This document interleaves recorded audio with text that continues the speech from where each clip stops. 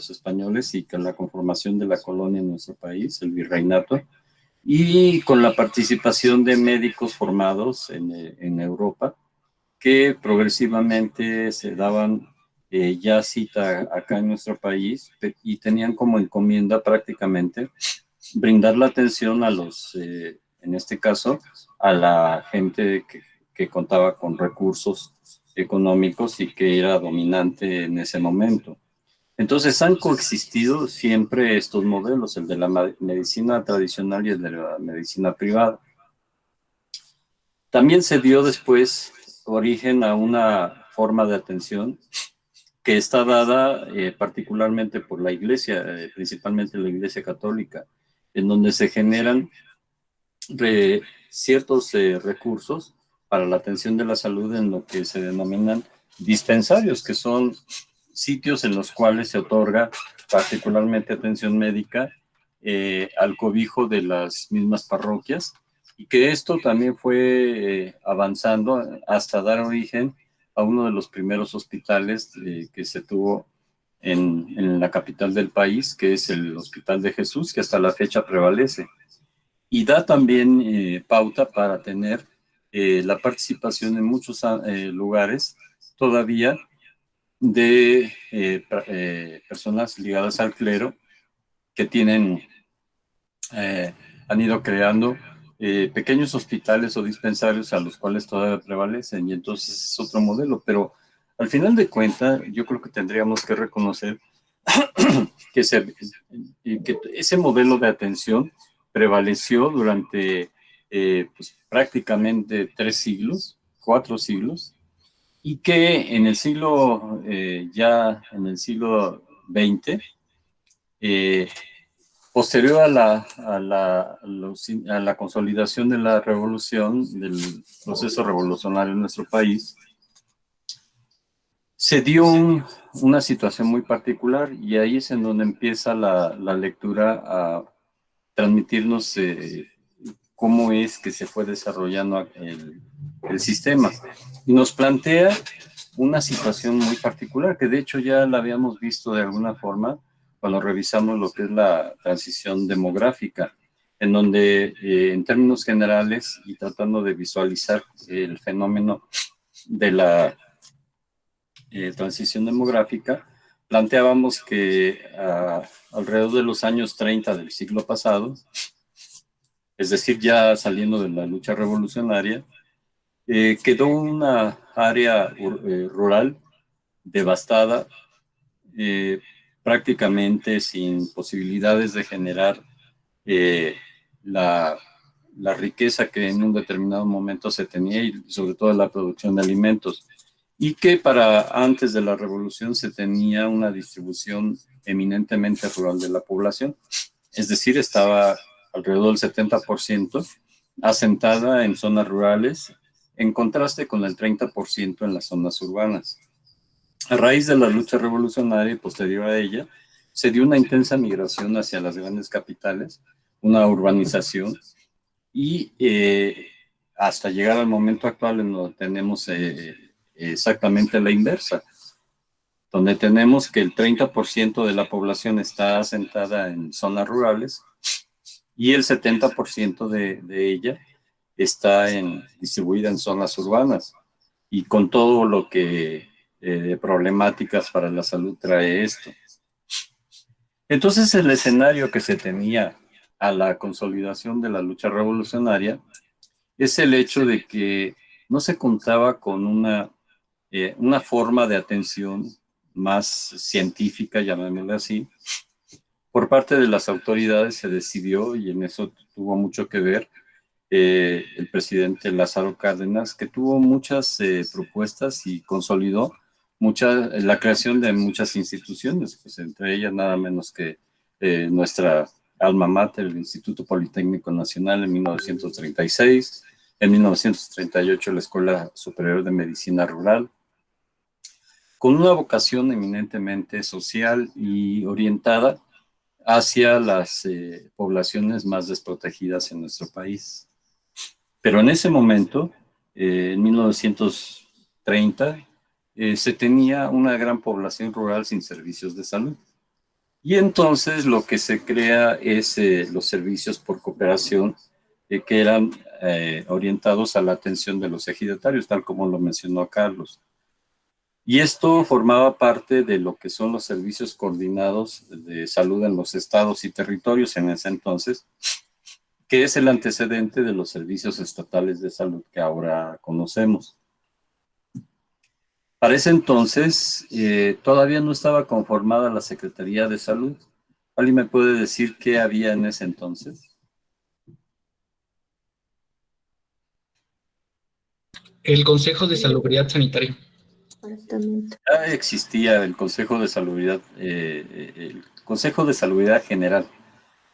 Y dentro de del órgano de gobierno se tenía el Departamento de Salubridad y el área de asistencia. Y que en el futuro se fusionarían y darían lugar a la Secretaría de Salubridad y Asistencia en 1943. Y en ese momento se crea lo que después conocemos como la SSA o la Secretaría de Salubridad y Asistencia, y posteriormente en 1985 con la descentralización de los servicios de salud, es decir, dejar la administración de los servicios estatales a un organismo descentralizado en cada entidad federativa. Anteriormente se tenía un órgano centralizado que se encargaba de coordinar a todos los servicios estatales, y así se llamaba. Eran los servicios coordinados de salud pública en los estados. Incluso estaba su sede aquí en la Ciudad de México, y era una área que atendía justamente la organización y la prestación de servicios en todo el país. Y por otro lado, se tenía lo que era la Dirección General de Salud Pública en el Distrito Federal en ese entonces, que es el antecedente de lo que ahora conocemos como Secretaría de Salud Pública de la Ciudad de México. Entonces, vean cómo en lo que se refiere a la Secretaría de Salud, la visión que se tuvo en ese momento es la de atención a la fuerza de trabajo prevalente en ese momento, que era la población situada en áreas rurales. Y entonces esto hace que se cree una institución orientada a ello, pero no solo ello, sino que también la Secretaría de Salubridad y Asistencia en ese momento tenía a su cargo lo que son las campañas sanitarias. Y en esos momentos se tenía la lucha intensa contra las enfermedades transmisibles, particularmente contra paludismo, y se tenía creada la Comisión Nacional de Erradicación del Paludismo. Imagínense si estuviera sido posible, ¿no?, erradicar el paludismo. Y ahora pues entienden ustedes la ironía, porque en ese sentido, erradicar el paludismo es imposible, puesto que existe más de un huésped y tenemos vectores. Entonces, la realidad es que era algo utópico pensar que se iba a erradicar el paludismo, pero también hubo otras campañas, como la de lucha contra la tuberculosis, la de mal del pinto, la de oncocercosis, la de leishmaniasis. Y entonces, en esa época, la forma en que estaban conformados los programas nacionales era en un sentido vertical, es decir, había programas específicos para problemas específicos que se tenían en ese momento y que formaban parte de las necesidades de salud. Entonces, quede en su mente que la Secretaría de Salud ahora, anteriormente Secretaría de Salubridad y Asistencia, fue creada con el espíritu de atender a la población que estaba situada en lugares rurales y que acumulaba el 70% de la población del país. ¿Qué piensan ustedes de eso?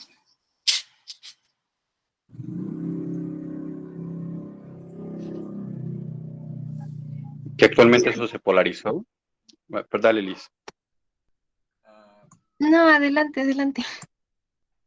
Sí, puedes concluir tu aportación, Carlos. Que ya es totalmente diferente, que ahora se atiende más a población urbana que a población rural. Ok, sí. Pero también Yo, han cambiado muchas otras cosas, ¿verdad? Sí, adelante.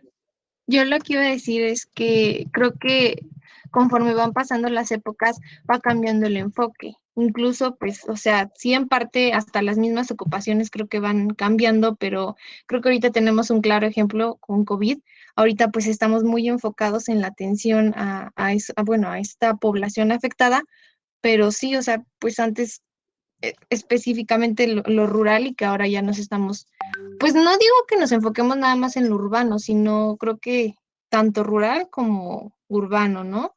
Sí, es correcto. Sí, aquí lo que estamos tratando de entender es la evolución histórica. Y lo que les estoy planteando es de que en ese momento, para una población rural que acumulaba el 70% del total, ubicada en zonas carentes de servicios, con grandes retos en cuanto a servicios públicos, no se tenían. De hecho, déjenme decirles que la Secretaría de Salubridad y Asistencia en ese entonces tenía un departamento que se llamaba así, de ingeniería sanitaria. Y este departamento, fíjense que se dedicaba a construir obras de desarrollo rural, concretamente de saneamiento, de introducción de agua potable. Entonces imagínense nada más la tarea inmensa que tenían en ese entonces para poder lograr introducir servicios públicos a todas las localidades rurales. Tomamos en cuenta que nuestro país ha tenido una distribución en cuanto a población muy dispersa. Claro, en zonas urbanas y particularmente en épocas recientes hay una gran concentración, pero sigue habiendo una gran dispersión de localidades de menos de 500 habitantes, de 2.500 habitantes y de menos de 500 habitantes. Entonces, tratar de llevar servicios públicos como agua y alcantarillado a esas áreas era algo bastante difícil de lograr, puesto que la cantidad de recursos que se tenían disponibles estaban dentro de lo que es el presupuesto de la misma Secretaría de Salud y de Asistencia, que por cierto nunca ha tenido un aporte suficiente dada la magnitud de los retos que tiene que enfrentar, y mucho menos cuando se tenía que pensar en otorgar servicios públicos, además de encargarse de las obras, de las tareas de asistencia médica. Entonces, pero esta fue una estrategia que se siguió con el propósito de atender a la población mayoritaria, que además era una población eminentemente devastada por la lucha revolucionaria, en condiciones de pobreza, de marginación bastante profundas, y que se trataba de buscar la alternativa de remediar los problemas de salud prevalentes en ese momento. Hubo otro hecho que para esa Doctor, época... bueno. Sí, adelante. Abigail, adelante. No, yo quería comentar, no sé si me escucha. Escucho bien, sí. Ok, bueno, es que, bueno, yo recuerdo que, y bueno, me cuentan que, por ejemplo, antes pues cuando hacía estos servicios social, uno de los retos que tenía el médico pasante era que las personas en las comunidades alejadas tuvieran letrinas, justamente por Claro. esto que menciona usted, que tenían una escasa facilidad o un La escaso... sanitaria. Ajá, o sea, o sea, ellos hacían, digamos, al ras del suelo y entonces o sea, se trabajaba junto con el gobierno, junto con las personas de la comunidad para primero convencerlas de que estas personas aceptaran poder hacer las letrinas en sus casas, pues obviamente Sí. para también así controlar enfermedades infecciosas que se transmiten, pues bien. Entonces creo que es importante y es algo de lo que, pues ahora ya no nos toca tanto porque, como dicen, ¿no? O sea, cambiando y conforme las épocas, pues todo cambia, ¿no? Y a lo mejor muchos ni siquiera nos iremos a una comunidad a hacer servicio social y no conoceremos esto, o muchos pues ya contarán con servicios de servicios públicos, pero es cierto también que a pesar de que vivimos en una época pues ya bastante avanzada en algunas cosas, aún así existen comunidades muy alejadas en las que siguen existiendo carencia de servicios públicos y en las que las enfermedades pues pues son importantes y que se podrían controlar siguiendo medidas de control sanitario, como este tipo, ¿no? Como son las letrinas en aquella. Y todas las acciones de saneamiento básico. Y justamente era parte de lo que en su momento se trataba de abarcar, ¿no? Y tratando de dotar a todas esas localidades, que ya insisto eran menores, incluso de 500 habitantes, en una gran dispersión de la población. Entonces era tarea punto menos que imposible el poder lograr eso, puesto que la capacidad de los recursos era sumamente deficiente y pues era insuficiente incluso para la atención médica y mucho menos para poder hacer obras de infraestructura sanitaria. Sin embargo, es muy probable que todavía por ahí ustedes lleguen a encontrar en algunas localidades rurales tomas de agua o tanques elevados o obras de tipo sanitario, de obras de saneamiento, todavía con el logotipo de la SSA, como si fuera una pirámide, y que era el logotipo justamente de la Secretaría de Salubridad y Asistencia, y que eso daba cuenta de lo que estaba emprendiendo justamente, tratando de dotar de infraestructura sanitaria y además de mejorar las condiciones de la vivienda de las áreas rurales. Eso es verdad. Y progresivamente ha ido cambiando. Pero fíjense que hay, ahorita que tocaste eso, hay otro hecho que marca también la pauta para entender cómo se hace la atención en nuestro país, la atención de los servicios de salud. ¿Qué sucedió en esos años, de los años 30, que a nosotros nos involucra? El crack En del 1936, bueno, la creación del Servicio Social Universitario en 1936. Muy bien, cierto.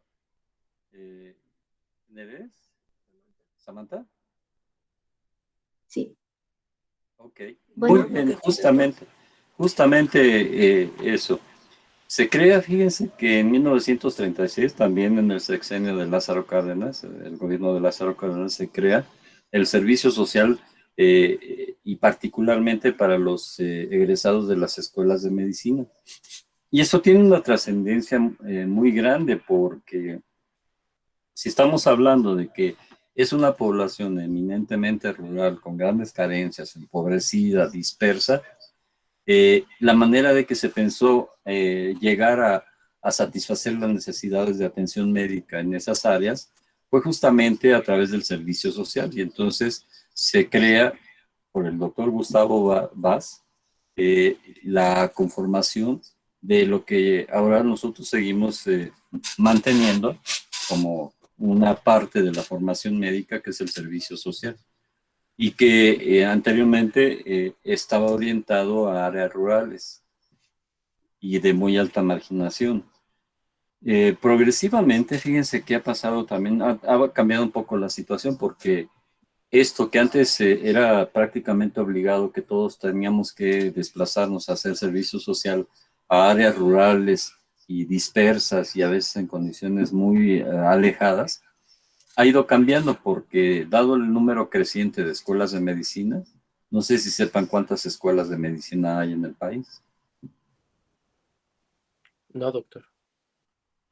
Fíjense que el número de escuelas ha ido creciendo a tal grado de que ya se tienen escuelas de medicina incluso hasta en entidades federativas que son muy pequeñas, como puede ser Aguascalientes, Morelos, Tlaxcala, ya tienen escuela de medicina. Y entonces, ¿qué es lo que sucede? Que se da la conformación de que los egresados de esas escuelas van a cubrir las necesidades de las áreas rurales de su propia entidad federativa. Y eso limita mucho la participación de escuelas como la nuestra para acudir a áreas rurales o de las entidades federativas. Y esto también tiene una situación económica y política de lado, porque fíjense que a partir de que se crea esa disposición de que el servicio social eminentemente se debe de realizar en la entidad sede de la escuela de medicina, esto también tiene una situación muy particular, puesto que se trata de que en esa medida y cuando es en la misma entidad federativa, no se tienen que pagar becas más generosas, puesto que están en las sedes de las mismas escuelas de medicina, y entonces eso también ha traído una pauperización de las becas para los estudiantes egresados de las escuelas de medicina, que es una situación que también ha devenido históricamente y que al final de cuentas pues sí nos afecta. Y otro fenómeno que también no podemos negar, que es el de las condiciones de inseguridad que se viven para llevar a cabo el servicio social. Entonces todo eso ha hecho que se vaya modificando la perspectiva a la que dio origen el doctor Gustavo Vaz y el presidente Cárdenas para la creación del servicio social, y particularmente de las escuelas de medicina. ¿Algo más que quisieran agregar respecto a esa época? Yo, doctor. Adelante. Bueno, ahorita de lo de las escuelas de medicina, en un artículo que nos dejó, creo que dice que son como 80 escuelas las que hay en México. Y bueno, respecto al tema, pues creo que esa fue la primera parte y ahorita supongo yo que vamos a empezar a hablar de cuando ya se empieza a crear el modelo actual. Y entonces me gustaría recalcar que en esta parte pues es cuando se empieza a hacer como una distribución más amplia de los servicios de salud, porque entonces aquí ya se empiezan a incluir otros sectores de la población, o sea, por ejemplo, la población que trabaja en las industrias, o sea, toda esta parte de la industrialización, entonces ya se incluyen con la creación del IMSS. Exactamente, muy bien, Carlita. Sí, fíjense que entonces se crea el IMSS, el Instituto Mexicano del Seguro Social, respondiendo a la presión que tiene una nueva generación de trabajadores, a la conformación del modelo económico para ese momento en donde se viene desarrollando una gran industrialización que llega tarde en nuestro país, porque en otros países empezó desde los años 1800, a fines de 1800, y en nuestro país empezó pues, prácticamente a mediados del siglo pasado, a la tercera década del siglo pasado.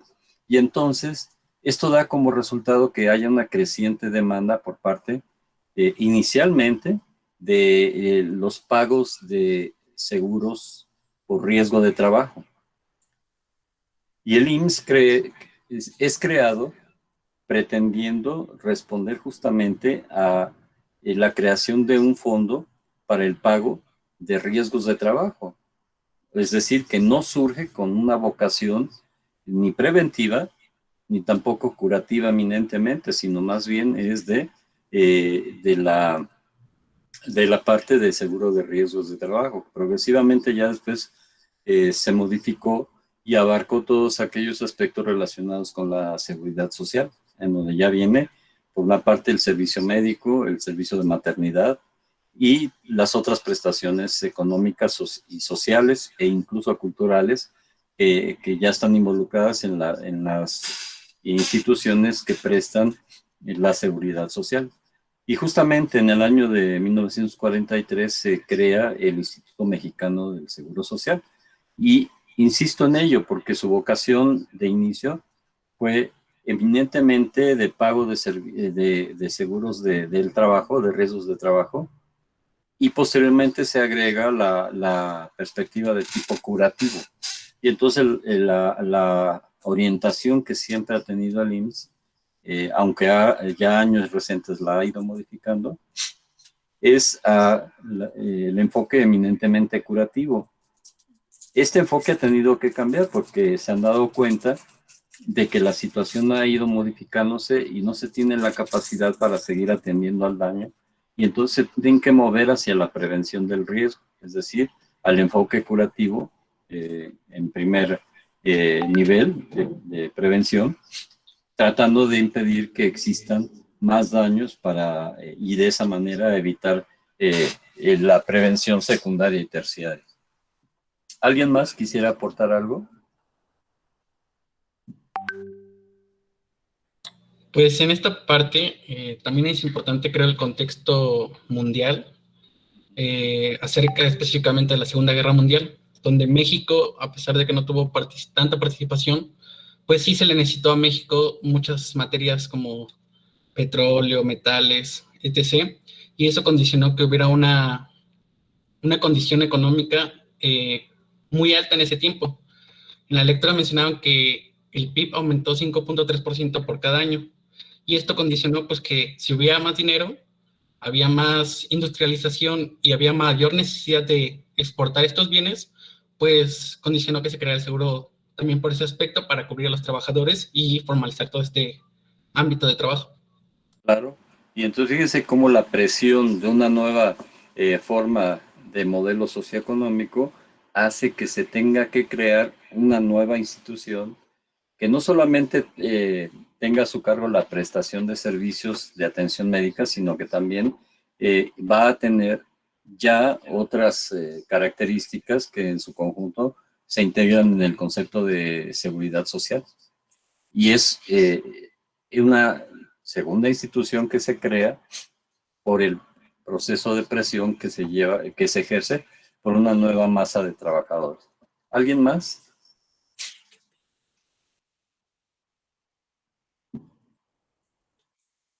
Adelante.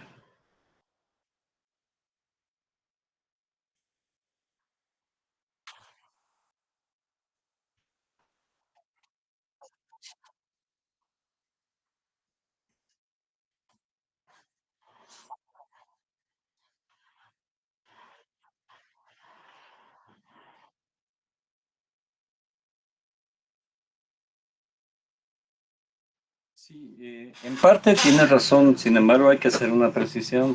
El modelo de atención privada ha prevalecido todo el tiempo, pero quizás no era tan extendido porque todavía prevalecía la atención de grupos privilegiados que tenían la capacidad de pagar a médicos formados en el extranjero, y entonces se tenía la existencia de médicos de práctica privada formados particularmente en el extranjero, que prestaban sus servicios particularmente a las clases más pudientes. Entonces, ese modelo prevalecía. Sin embargo, más adelante en la historia, ese modelo dio origen a la conformación de los consorcios médicos iniciales que dieron origen a los hospitales privados, que tuvieron un auge muy importante durante los años de 1900, a fines de 1900, pero que posteriormente, bueno, que inicialmente fueron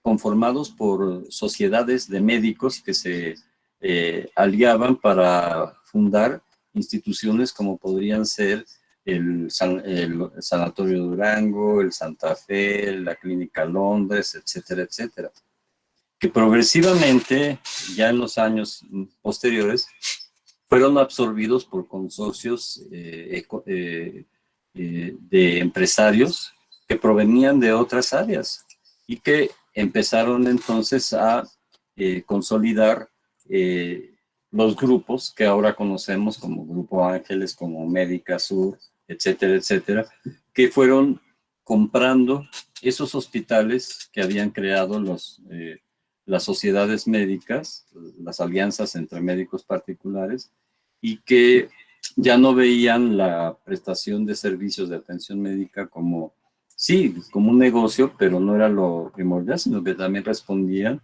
a una necesidad concreta, sino que ahora ya es justamente un negocio, primordialmente y antes que nada es un negocio en el cual sigue prevaleciendo y que presta atención a la población que tiene la capacidad de pago.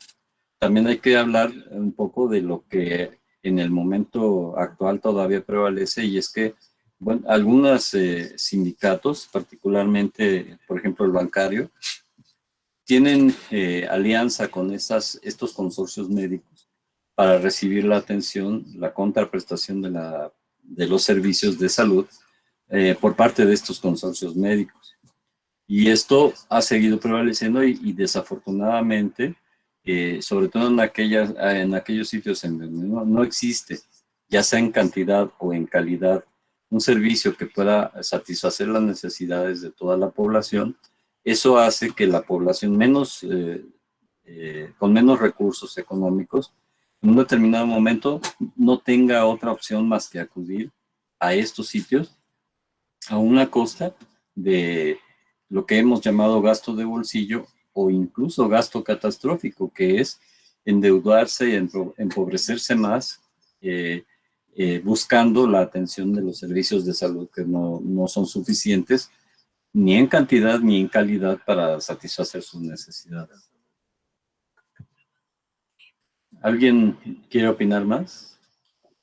Sí, doctor, en relación con lo último que dijo, me parece que en la lectura dijeron que en la década de los 70 se empezó pues digamos, bueno, ellos mencionan estancamiento en la expansión de IMSS y el problema pues al que le relacionan es a la injusticia pues social, que se, como usted acaba de decir, se daba esa bueno, los privilegiados tenían esa oportunidad de pagar dichos servicios, pero pues la gente que no tenía los recursos, pues no tenía dónde ir. Entonces, creo que me parece que ahí fue algo muy importante porque crearon pues un programa de desarrollo rural que creo que hasta la fecha pues sigue y es la CONASUPO, ¿no?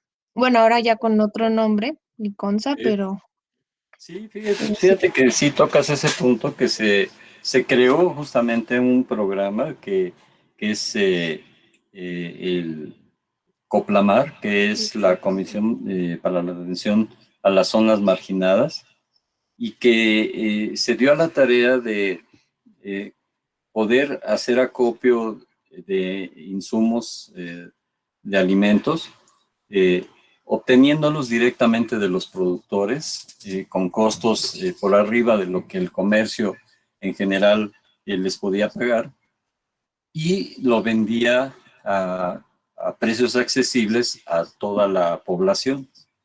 Esto también generó la creación de la CONASUPO, que es la que se encarga del abasto de abarrotes, granos, alimentos, y por el otro lado de Liconza, leche industrializada CONASUPO, que se encarga de distribuir leche, que eso sigue hasta la fecha, siendo una forma de que las poblaciones más desprotegidas puedan obtener alimentos de buena calidad y a precios más accesibles para poder obtenerlos para sus familias.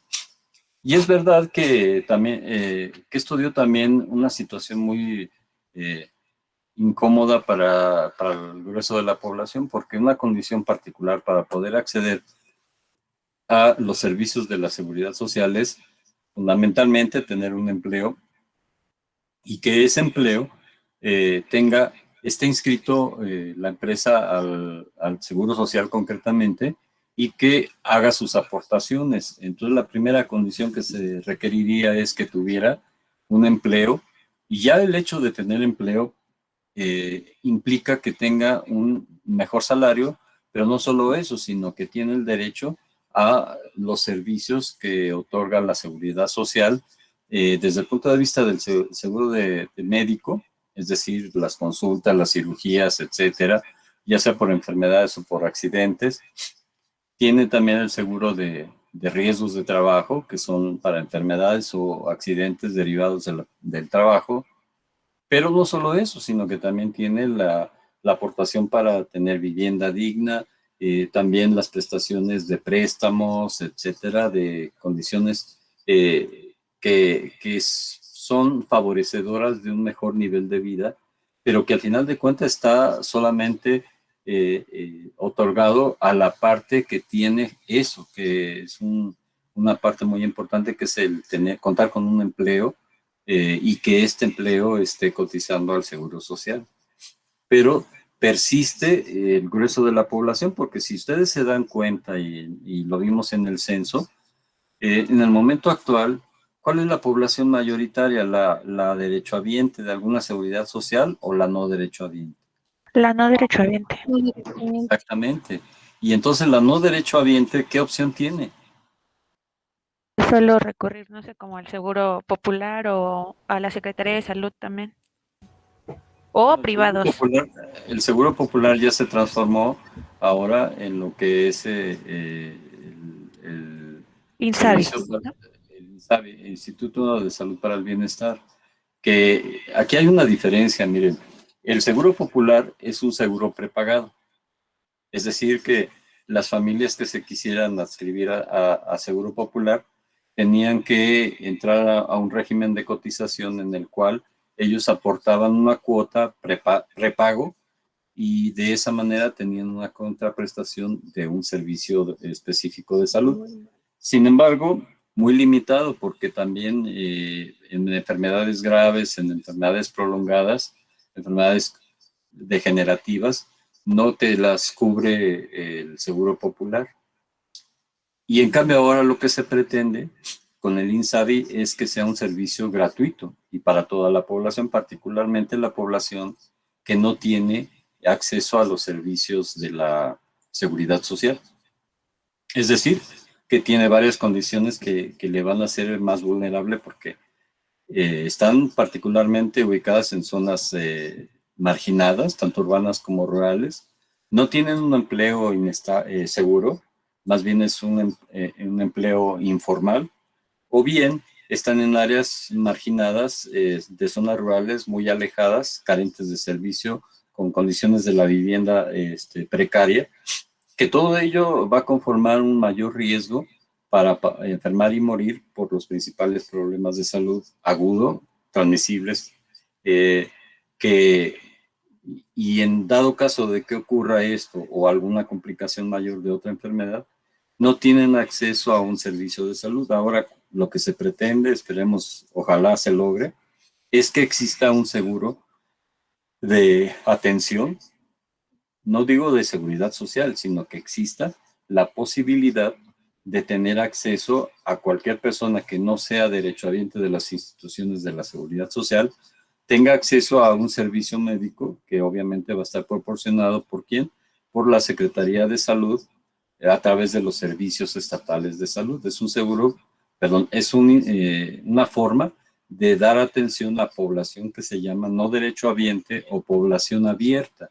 Cuando se dice población abierta es población que no tiene acceso a la seguridad social. Entonces, esa es la forma como se está pretendiendo resolver.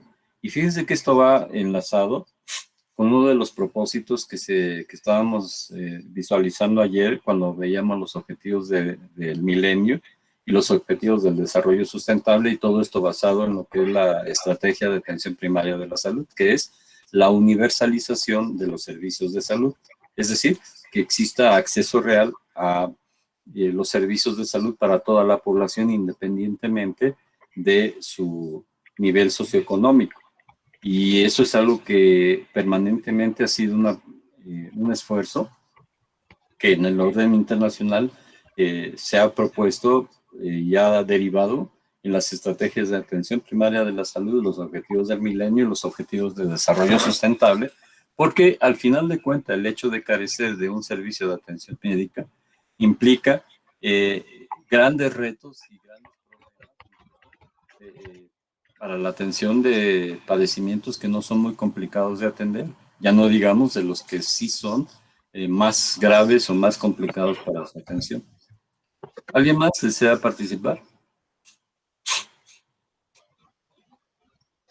Doctor, yo tengo una duda, o sea, sí es como del tema, pero no sé, siempre me lo he preguntado.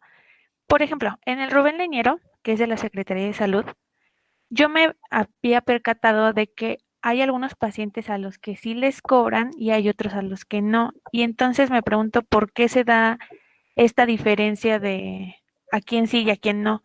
Porque yo nunca he visto que les apliquen un estudio socioeconómico como en otros hospitales, como el GEA o el Juárez, o no sé. Sí, mira, es que estos hospitales, como el Rubén Leñer, bueno, todos los que son de la red de hospitales de la Ciudad de México, que no sean de las instituciones de la seguridad social, son hospitales que están descentralizados, es decir, que son Secretaría de Salud, pero tienen una parte de presupuesto de la Secretaría de Salud, pero funcionan también con lo que se llama cuotas de recuperación. ¿En qué consiste esto? En que se cobran servicios mínimamente pero que de cualquier manera se cobran porque es una fuente de ingresos, que lo vamos a ver un poquito más adelante cuando veamos las características, pero respondiendo a tu pregunta, es eso lo que sucede. Incluso en los centros de salud de la Secretaría de Salud, progresivamente ya se está llegando al punto de la operación del INSABI antes del Seguro Popular. Y ahora INSABI, y que esto sea una prestación gratuita de servicios, tanto de lo que son consulta como lo que es medicamentos, de tal manera de solventar las grandes dificultades que tienen las poblaciones marginadas en condiciones de pobreza, y que esto significa un riesgo no solamente para ellas, sino para todo el país. Y progresivamente se está teniendo ya la intención de quitar esto, que son las cuotas de recuperación, que son, es una forma de obtener recursos, aunque sea no al costo que uno lo encuentra en la medicina privada, pero que era una forma de recuperar parte de los fondos para poder sostener a estas instituciones, y esto progresivamente se está modificando. ¿Sí contesto a tu pregunta? Sí, doctor, muchas gracias. Muy bien, ¿alguien más?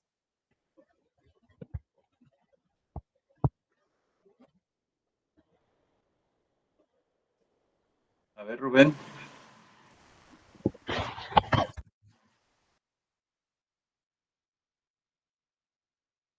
¿Alguien más que quisiera aportar algo de la lectura?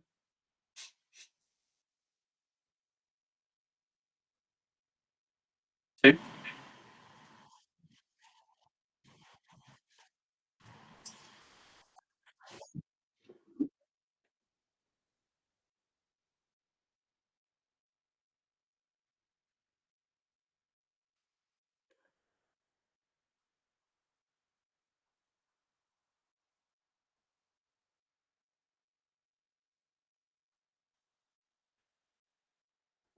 Mira, no es tanto que sea algo consciente, sino que más bien si nos estamos dando cuenta, la forma como ha ido conformándose cada institución es respondiendo a la presión que ejerce una nueva clase de trabajador.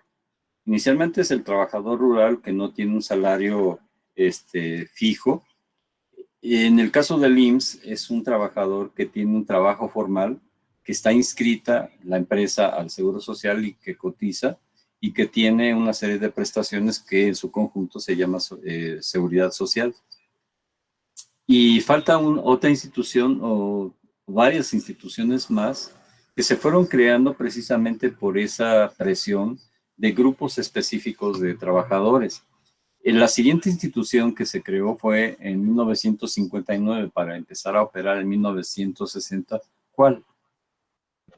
El ISSSTE. El ISSSTE, justamente. Y se creó el 1 de octubre, por eso el hospital 1 de octubre se llama así, porque es la fecha en que se creó el ISSSTE. ¿Y que el ISSSTE a qué respondió? ¿Por qué se creó?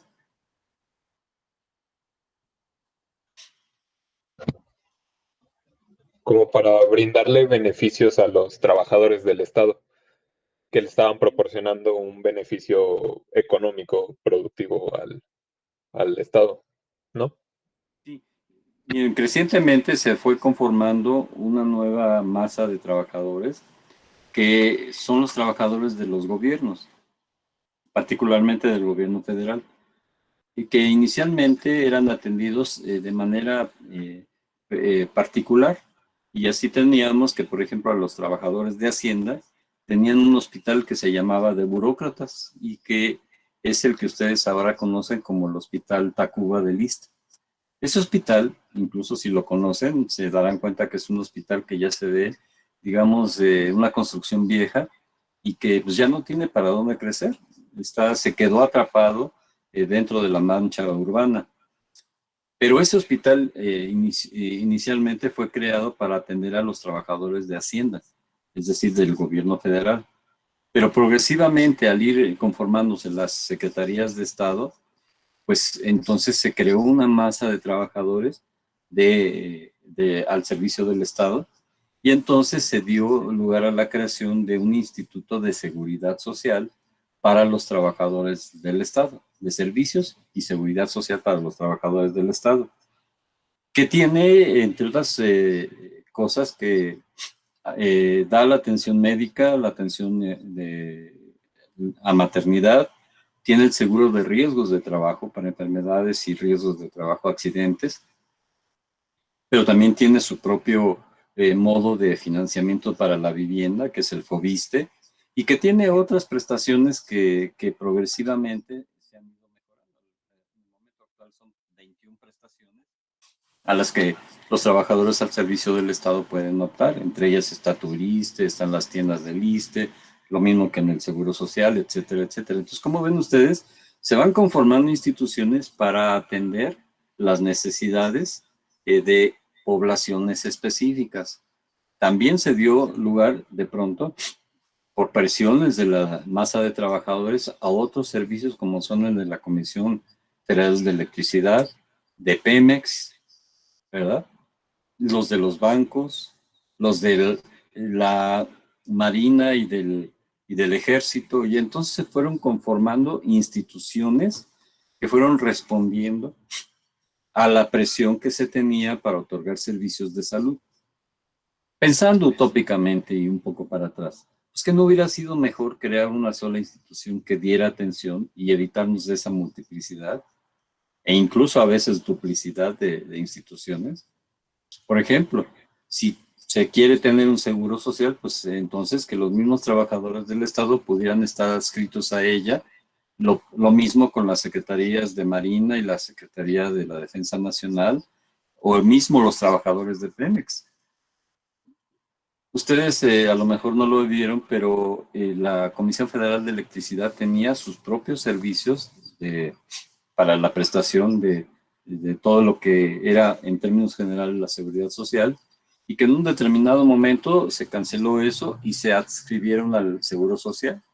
Y entonces de esa manera se redujo, pero al final de cuentas, por otro lado también surgió los ISSSTEs de cada entidad federativa. Y entonces como que es una exageración, ¿no? Puesto que si ya se tenía el ISSSTE, que está prestando atención a los trabajadores al servicio del Estado, ¿cuál era la razón de crear instituciones estatales como el ISEMIN, como el ISTECH, el ISTECALI, que son instituciones que prestan atención a los trabajadores de cada entidad federativa? Y entonces existe duplicidad porque esos mismos trabajadores son derechohabientes de esas instituciones estatales y aparte son derechohabientes del ISSSTE. Y entonces eso da lugar a tener duplicidad, a dispendio de recursos, a multiplicidad de servicios para una misma persona, y al final de cuentas una gran ineficiencia de los servicios, porque no se puede realmente satisfacer las necesidades de la población de todo el país. Tenemos una franja amplia de personas que no tienen acceso a ningún tipo de servicio. ¿Qué piensan de todo esto? Pues algo de lo que mencionan que, pues esto, ¿no? Que hay personas que tienen como dos servicios de salud diferentes, o sea, por ejemplo, yo recuerdo mucho que había personas cuando empezó lo del Seguro Popular, que había personas que incluso siendo derechohabientes del IMSS o del ISSSTE, aún así se iban y se daban de alta en este servicio, ¿no? Aunque pues nunca lo utilizaban y en realidad era como un recurso, como dice, ¿no? Que se estaba desperdiciando de alguna manera porque las personas que realmente lo necesitaban a lo mejor ya no podían contar con este servicio porque ya no había lugar o o sea, hacíamos un mal uso de él estando conscientes de que uno tiene el servicio de salud con el que de su trabajo, por ejemplo, ¿no? Que puede ser IMSS o ISSSTE, y que hay personas, y creo que ese es el problema, que no pensamos en los demás, que si tienen o no la oportunidad de poder tener el acceso a la salud. Así es, sí, justamente. Esto es a lo que se le llama tener duplicidad y además ineficiencia. O sea, desde el punto de vista administrativo es un desperdicio enorme el tener dos o más instituciones y que además ninguna de ellas te pueda satisfacer las necesidades de servicios de salud que tú puedas tener. Porque fíjense, una situación, digamos, realista. Cuando cualquiera de nosotros tiene una necesidad de salud, ¿qué hacemos? ¿A dónde vamos? Al seguro. Al privado. Al CIMI. Ustedes tienen el seguro social, entonces esa es una posibilidad. Pero, ¿será que alguno de ustedes tiene también algún familiar, papá o mamá, que sea derechohabiente de alguna otra institución? Por ejemplo, del ISSSTE o de Pemex o Del ISSSTE. o de las secretarías de la Defensa o de Marina. Y en determinado momento, cuando se trata de algo, de alguna especialidad, ¿qué hacemos? Ir con un privado, ¿no? Generalmente privado. Si tienes la capacidad económica, o bien, si conoces a alguno de los maestros que está ubicado en alguno de los hospitales, bien sea de la Secretaría de Salud o del Seguro Social, pues entonces acudimos a ellos, ¿no? Y entonces, ¿qué es lo que sucede? Que se forma un verdadero caos porque no existe la suficiente calidad dentro de cada uno de los servicios como para poder decir estoy satisfecho con el que me corresponde y acudir a él y que sepa yo que tiene la capacidad para poder resolver toda mi problemática. Entonces, pues, al final de cuentas, nuestro sistema de salud se caracteriza por tener diferentes instituciones que fueron creciendo, no tanto como una sólida institución que diera servicio de salud para toda la población, sino que fueron surgiendo diferentes instituciones que fueron respondiendo más bien a la presión de sectores económicos que en un determinado momento lo fueron creando, se fue creando como respuesta a ello, en lugar de tener uno solo que fuera sólido, único, eficiente, que resolviera verdaderamente todas las necesidades y que además en épocas recientes se privilegió mucho a los consorcios médicos, a los grandes consorcios médicos, fortaleciendo también lo que es la empresa privada y que los costos dentro de la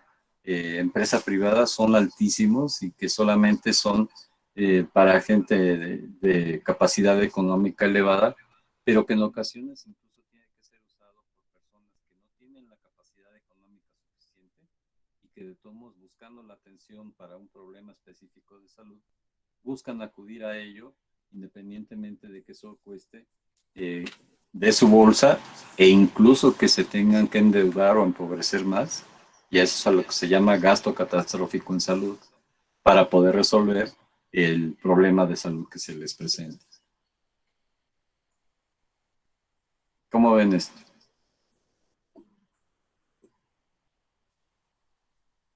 Pues creo que no debería de ser así, o sea, realmente mucha gente sí, como usted dice, o sea, mucha gente sí cuenta con la posibilidad, no sé, del IMSS, del ISSSTE, pero debido a la ineficiencia o a todas estas cosas como el tiempo de espera, que no hay citas, que no hay, no sé, medicamentos, no hay radiografías, entonces recurren al hospital privado y entonces, como usted dice, o sea, lo malo y lo triste de todo ello es que mucha de esta gente no tiene la posibilidad y se gasta lo que no tiene y entonces es como un círculo vicioso porque gastan mucho dinero, se endeudan, con ello también pueden venir enfermedades de la persona que es la encargada, o sea, implica demasiadas cosas el hecho de que el servicio de salud no sea eficiente. Claro, y esto ya entramos en un terreno que es lo de la eficiencia y la calidad de los servicios, que es un asunto bastante amplio que al final de cuentas da como resultado que en su conjunto o por cada una de las instituciones no se tenga ni la calidad necesaria, ni que sea eficiente, ni suficiente para poder atender a toda la población. Y también en términos de costo, Pero fíjense que también nosotros como médicos también tenemos nuestra historia, ¿o qué no? ¿Qué les ha tocado vivir? Pues yo una vez fui a una consulta al IMSS, bueno, a una unidad médica familiar, y me tardaron como 1000 horas. De verdad fue mucho tiempo el que esperé. Y dije, "Oh", dije, no, pues creo que no vuelvo a venir, porque la verdad es que invertí mucho tiempo ahí. Pero ahora viendo desde la perspectiva, y eso lo vemos todos cuando nos toca ser pacientes, pero ¿qué tal cuando somos trabajadores médicos de las instituciones? ¿Qué han visto ustedes? Que cambian los procedimientos, creo que quería hablar, bueno, que cambian los procedimientos, ¿no, doctor? O sea, ¿Qué y te las refieres? formas. Por ejemplo, las guías en las que se basan algunos hospitales son distintos entre IMSS y el ISSSTE, entonces no hay una eficiencia o pues un buen trabajo, ¿no? Se lo podríamos decir así, porque te cambias tú como estudiante, por ejemplo, de una institución a otra y ahora los procedimientos que aprendiste en una, o sea, sí siguen funcionando, pero no son los adecuados en la otra institución, entonces tienes que Claro, volver a sí, entiendo. aprenderlos. Entiendo lo que dices y tienes toda la razón. Es verdad, no existe un protocolo uniforme, incluso a veces ni siquiera un catálogo de medicamentos o de insumos para la salud uniforme, aunque se ha tratado de avanzar conformando lo que es el catálogo único de insumos para la salud y el de medicamentos para la salud. Pero aún así todavía existen problemas y en el otro sentido, en cuanto a los procedimientos, esto se ha tratado de subsanar con las normas oficiales mexicanas, pero que son tan rígidas que se quedan tal como fueron creadas años antes y no van siendo actualizadas y entonces eso dio lugar a la creación de lo que son ahora las guías de práctica clínica, que ya son realizadas por consenso. Pero todavía resta el hecho de que independientemente de que exista la guía clínica para X padecimiento, falta todavía que sea ampliamente difundida y que además sea seguida por todos y cada uno de los integrantes de los equipos de salud. Entonces, fíjense cómo estamos encontrando diversidad de situaciones que dan como resultado que nuestro sistema de salud no sea lo que quisiéramos que fuera, ¿verdad? O ¿Alguien igual, más? doctor, sí, por ejemplo, igual me ha pasado lo mismo que mi compañera Carla. En un hospital de segundo nivel, pues he esperado, bueno, desde diciembre del año pasado, aquí del IMSS. Sin embargo, pues ya cuando estamos ahí, en la institución, pues vemos que los especialistas están saturados. Tienen, por ejemplo, en el IMSS, tienen que ver hasta 20 pacientes. Comentábamos, por ejemplo, en la materia de geriatría, que a veces con estos pacientes te tendrías que tardar mínimo una hora y media, pero pues como tienes que ver 30 pacientes al día, pues la calidad de la atención clínica no es la mejor. Bueno, entonces nosotros decimos, los pacientes esperan 6 meses por una consulta, pero también los especialistas están saturados, entonces el sistema realmente está colapsado por las dos partes. Sí, y también fíjate que ahorita que tocas eso, Brian, también hay otra situación. Y es por eso que decía, y pues nosotros como médicos también tenemos nuestra historia, ¿no? ¿A poco no les ha tocado ver que los especialistas de pronto están supuestamente de guardia o están en sus horas de trabajo y se salen a la priva, como ellos Sí, dicen? sí. ¿Qué sucede? Todos hemos visto esa situación en los hospitales. Y entonces hay médicos que incluso trabajan en 3, 4 instituciones. Yo no sé, nada más pensando en horas de trabajo, no da, no da. Y entonces eso lleva a que pues también hay algunos médicos que están, pues como dicen, de aviadores, ¿no? Que están nominalmente, se les paga un salario y eso hace y que no están físicamente prestando sus servicios y eso hace que entonces se recargue el volumen de atenciones en otras personas, en otros médicos que son los que están allí. ¿Y qué me dicen con los profesores que han tenido en las áreas clínicas? Ay, pues hay unos que la verdad sí aman su profesión. Por ejemplo, ahorita con la doctora con la que estoy en neuro, la verdad es que le echa muchas ganas y todo o sea, lo va como organizando para no descuidar ahora sí que su consulta en sí, pues en el ISSSTE, pero también nos da clases muy padres. Pero por otro lado, hay unos que la verdad se ve que nada más están ahí por el dinero, o no sé, porque muchas veces se han quejado y dicen, no, pues esto ni siquiera me alcanza para vivir, ¿no? Y la verdad es que ni siquiera dan buenas clases o nos olvidan. Y ahorita en la pandemia, pues sí hubieron varios casos así. Claro, y fíjense que cuando dicen ese argumento de que pues, y ya extendido a otros lados, es que dicen, hacen como que me pagan y hago como que trabajo. Pues, oye, yo les Sí, diría, si no estás a gusto, pues entonces busca otro lugar en donde te paguen lo que tú crees merecer y que realmente aporte lo que tú verdaderamente sabes, ¿no? Y no estar medrando con la situación y perjudicando ya sea a pacientes o a estudiantes que de pronto tienen que sufrir que el hecho de que el titular del curso no da la clase, se lo encarga al residente y el residente a los internos o a los mismos estudiantes para que vayan revisando los temas. A veces me han platicado que eso pasa, ¿no? Yo espero que no sí. hayan tenido que vivir esa situación. No, sí, sí la hemos vivido. No, sí, es real. Sí, Como no, acá. sí ha sido real. Claro, entonces, como ven ustedes, pues también nosotros tenemos nuestra historia, ¿no? En fin, de lo que se trata es justamente de tratar de entender cómo es que ha ido creciendo nuestro Sistema Nacional de Salud. Y bueno, por ahí hay otras situaciones. No obstante eso, también hay que decirlo, se han tenido logros importantes. ¿Me pueden hablar de algunos que se mencionan ahí en la lectura? Yo, pues, ay, perdón si se escucha mucho Sí, ruido. Aida, sí, adelante. En la lectura se mencionaba que ha habido muchos avances significativos con respecto a la atención primaria de la salud y la orientación encaminada a la planificación familiar y la investigación en la salud. Esto me parece importante porque recordé las clases que habíamos visto sobre la distribución como demográfica, que habíamos visto que anteriormente las personas pues fallecían mucho por enfermedades infecciosas o transmisibles y posteriormente pues comenzaron a aparecer o bueno, comenzaron a ser más más visibles las enfermedades crónicas.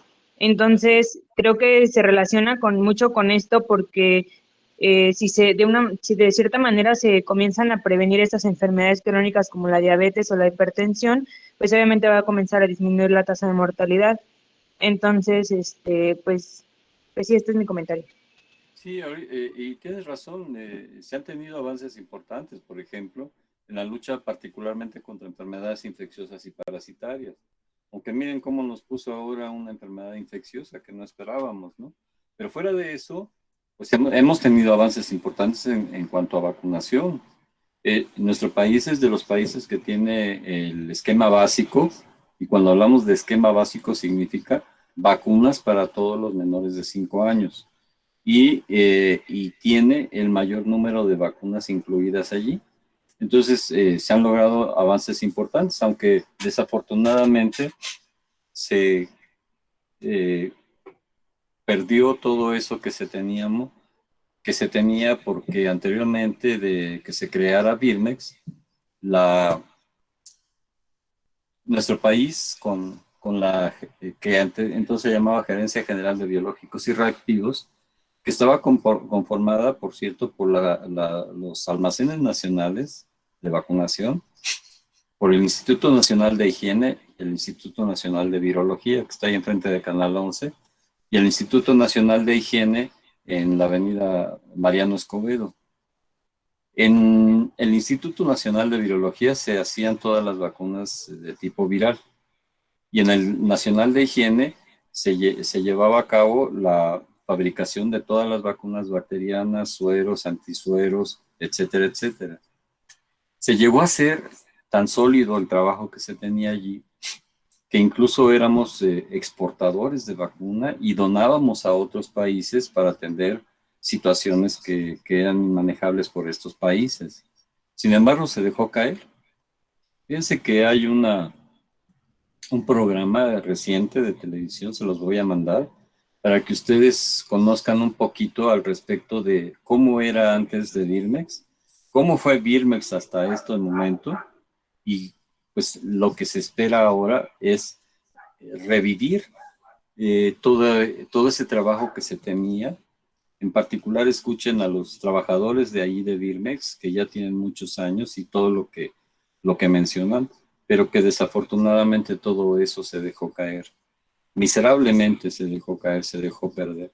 Y ahora pues somos compradores de vacunas y tenemos que estar buscando vacunas en todo el mundo y comprándolas pues como las estén ofertando, no necesariamente como nosotros las requerimos. Y eso da como consecuencia que buena parte de los logros de coberturas de vacunación que se obtuvieron antes de la creación de Birmex, desafortunadamente se han ido cayendo. Incluso hemos tenido carencias de algún producto biológico, incluso de vacuna BCG, que era la campeona en términos de cobertura, se fue cayendo.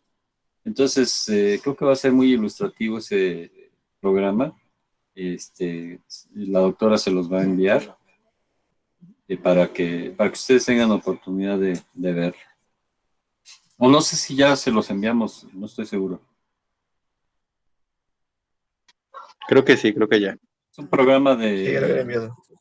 de Hagamos que Suceda, de Ana María Lomelí. Sí, doctor. Bueno. Sí, creo que sí. Bueno, si no, revísenlo y se van a dar cuenta de cómo cambió la situación y ahora cómo se quiere cambiar. Ojalá que se logre revivir todo aquello que se había alcanzado. Bueno, con todo esto, ¿qué idea les queda del Sistema Nacional de Salud? Pues es que es algo súper importante aquí en México y creo que ha aportado bastante y ha beneficiado mucho y como acaba de mencionar mi compañera Ida, pues los logros que se han obtenido, pero creo que nos hace falta, pues, no sé si mejorar, implementar nuevas estrategias, trabajar más, porque como estuvimos mencionando, pues el sistema de salud está colapsado y hay muchos problemas que no se están atendiendo y que pues, o sea, están afectando directamente a las familias mexicanas y en especial pues a las personas que no tienen, bueno, no tenemos los recursos que pues deberíamos tener para tener una atención médica ideal. ¿Cómo qué problemas de salud piensas que no se han atendido? Pues yo siento, o bueno, porque lo viví muy, muy personal, mi abuelita tiene el seguro del IMSS y resulta que el año pasado le diagnosticaron cáncer y entonces pues dijimos hay que atenderla allí. Y es fecha, o sea, más de un año en el que no nos han llamado, se supone que nos iban a llamar para decirnos cuándo había cita en algún hospital de gineco.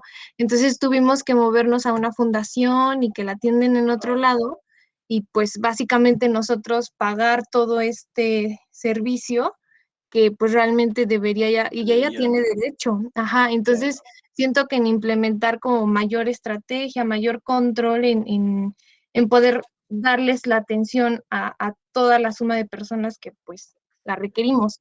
Y tienes toda la razón. Fíjate que desafortunadamente sobre el desastre que se había tenido ya de los servicios de salud y que, bueno, entre líneas se ha mencionado tanto en las conferencias vespertinas como en otros foros, y que es algo ya muy, muy visto y muy escuchado y que es real además, se los puedo platicar, que me ha tocado vivirlo. Y sobre eso, que se tenía ese deterioro de los servicios de salud, ahora se nos viene la pandemia. Y entonces, ante esa situación, se acrecienta todavía las carencias, las dificultades, las limitaciones que el sistema tiene y que no se ha podido resolver, en tanto no se resuelva algo que nos está ocupando, pues de manera urgente como es la atención a COVID. Ojalá que ya pronto se pueda resolver todo esto y que a partir de ello se pueda empezar a reconstruir toda esa capacidad que se dejó caer y que ya venía de capa caída, de mucha capa caída, y que se pueda recuperar buena parte de lo que es humanamente deseable y que yo creo que tendríamos la capacidad de poderlo hacer. Sin embargo, pues se ha vuelto esto un desastre verdadero. ¿Alguna otra aportación? Yo, doctor, bueno, ¿Sí? sí, bueno, yo siento que, bueno, sí es muy cierto que hay como mucha carencia en el seguro, pero también siento que falta muchísima organización, o sea, agilizar todos estos trámites. Que bueno, en lo personal, así como dice Liz, bueno, yo soy de Guanajuato, del León, y mi papá está en el Seguro Popular, y yo he visto que es muy ágil, o sea, aquí en León, gracias a Dios, siento que tienen muy buena organización. Por ejemplo, no sé si sea lo mismo ya en Ciudad de México, a él siempre le piden como una constancia del ISSSTE y del IMSS, de que no tenga asegurador de, bueno, que no Es tenga el derecho a principal, ninguno. es el requisito fundamental el no ser derechohabiente de alguna institución y te piden una constancia. Fíjense a lo que hemos llegado. Te piden una constancia de no derechohabiencia para poder acceder. Y por ejemplo, bueno, con él, pues la atención ha sido muy buena, o sea, sí nos esperamos como en mes a las consultas, pero siento que aquí en Guanajuato es más ágil, no sé si también tenga mucho que ver, obviamente, la cantidad de gente que hay aquí, pero siento que también somos, pues, bastantes, pero he visto como que sí tienen mejor administración aquí en Guanajuato que en la Ciudad de México. Parte y parte, ¿no? ¿Alguien más que quisiera aportar? Algo sobre lo que comentabas y algo que, bueno, también igual como que yo pude vivir en ese caso, por ejemplo, creo que tenemos como un concepto un poco del seguro como, pues sí, ¿no? Es complicado que te den una cita y todo eso, pero también por otro lado, si lo ves de la manera en que te apoya, porque por ejemplo, yo tuve una tía que estuvo hospitalizada 5 meses y al final pues intubada con muchísimos medicamentos. Y recuerdo en alguna clase que nos decían que una cama, un solo día en terapia intensiva costaba como aproximadamente 50,000 pesos, ¿no? Entonces, en casos como de emergencia y en que necesitas algo, pues sí, ¿no? Un servicio como más especializado de cierta manera, urgente, y en el que pues puedes pasar muchísimo tiempo, o sea, te puedes quedar en la ruina si lo hicieras de manera privada, pues también en ese sentido creo que el IMSS, el ISSSTE, pues sí te brinda como esa facilidad o pues de poder accesar, ¿no? A los servicios y no vas a pagar nada al final. Claro, sí, tienes toda la razón. Fíjate que sí, efectivamente, eso es verdadero. Y de hecho, fíjense que hay una expresión que a lo mejor les va a dar a entender todo, que es el hecho de que la trinchera, haciendo el símil de un conflicto bélico, la trinchera de los servicios de salud es la consulta externa y los servicios de urgencias. Y allí es un lugar en el que se multiplican los malestares, las quejas, las molestias de unos y otros, tanto del personal como de los mismos pacientes. Pero cuando se trata ya de una atención más compleja, en donde se requiere hospitalización, los servicios especializados de urgencias, ahí yo creo que sí puede funcionar muy bien. Sin embargo, por la parte que se refiere a las cirugías programadas, es también una tragedia, porque hay tiempos de espera muy prolongados. Y fíjense que hay algo que está muy estudiado, que cuando existe falta de capacidad para resolver la demanda, la mejor forma es ir posponiendo y derivando los tiempos y haciéndolos más prolongados. Eso es una muestra fehaciente de que hay incapacidad para responder a la demanda de la población. Y esto se debe a varios factores. Uno de ellos a que los servicios de salud, principalmente las instituciones de la seguridad social, pero también en las públicas, no ha crecido. Seguramente ustedes también han escuchado en las conferencias vespertinas cuando se ha hablado de que no se ha creado un solo hospital desde hace muchos años y las unidades que ya existían están en un grado de deterioro que incluso en un determinado momento se acrecienta esto derivado de fenómenos naturales como son los sismos que ha acabado con hospitales, por ejemplo, la Clínica 25 del Seguro Social, el Hospital Gonzalo Castañeda Tlatelolco del ISSSTE y así por el estilo. O bien, otros que están operando con grandes deficiencias como hospitales de tercer nivel, que son los regionales del ISSSTE o del Seguro Social, que viene una inundación y pues ahora sí que acaba con ello o genera condiciones de urgencia para poder abastecer allí los servicios. Entonces, vean ustedes cómo tenemos una problemática muy seria para poder solventar las necesidades de servicios de salud de la población. Y eso que apenas estamos viendo hasta ahorita, antecedentes, y llegamos a la situación actual. Pero nos hace falta entender un poco cómo está o cómo pretende estar organizado el Sistema Nacional de Salud. Pero eso lo vamos a tener que dejar para la siguiente clase, en la cual vamos a revisar los programas específicos que tienen las instituciones y las instituciones que la conforman. Y para ello, entonces, les voy a pedir que hagan una lectura para la próxima semana. Entonces, miren, permítanme un segundo.